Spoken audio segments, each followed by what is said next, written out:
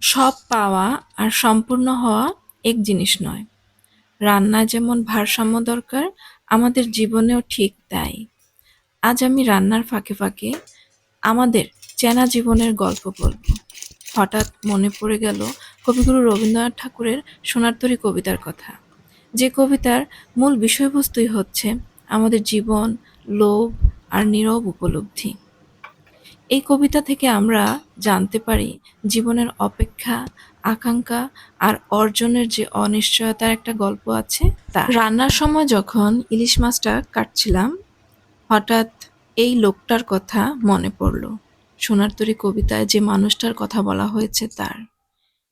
যে কিনা মাঠে বসেছিল, তার সামনে ছিল ফসল আর দূরে নদীতে ভাসছিল এক সোনার তরী। এই ইলিশের শরীরের ঝিলিকের ভেতরও আমি যেন সেই সোনার আভাটাই দেখি। হঠাৎ করে নৌকাটা তাকে ডাক দেয় আর বলে, তোমার ফসলগুলো দিয়ে দাও, দিয়ে দাও। লোকটা ভাবে, এই তো সুযোগ। সে তার সব ফসল তুলে দেয় নৌকায়। কিন্তু সমস্যাটা এখানে, সব ফসল নেওয়ার পর নৌকায় আর একটুও জায়গা থাকে না মানুষটার জন্য। সে তীরে দাঁড়িয়েই রয়ে যায় আর নৌকাটা চলে যায়। একটার পর একটা ইলিশের টুকরো সাজাই, মনে হয় এই টুকরোগুলো আমারই কাজের ফসল। আমি যত্ন করে জমিয়েছি, ঠিক যেমন কবিতার মানুষটি তার ধান জমিয়েছিল।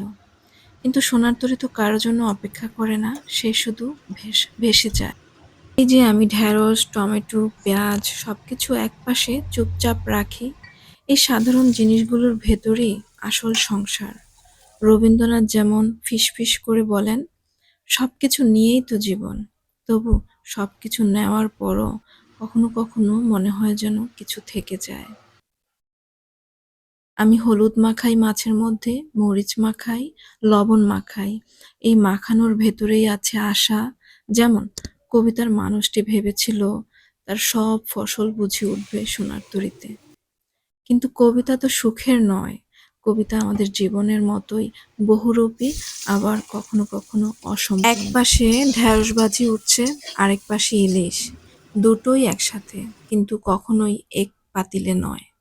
ঠিক যেমন মানুষ আর তার স্বপ্ন একই ঘরে থাকে, তবু এক নৌকায় সবসময় ওঠে না।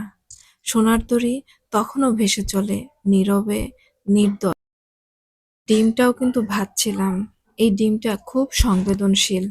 এই অংশটা আমাকে কবিতার শেষটার কথা মনে করিয়ে দেয়, যেখানে সব বলার পরেও সব বলা শেষ হয় না। রান্না শেষে আমি আমার তরকারিগুলো বাটিতে তুলে রাখি। সব রান্না শেষ হয়, আমার ফসল আমার ঘরেই আছে। কিন্তু রবীন্দ্রনাথের কবিতার মানুষটির মতোই আমি বুঝি, সব সময় সবকিছু পেলেই সব পাওয়া হয় না।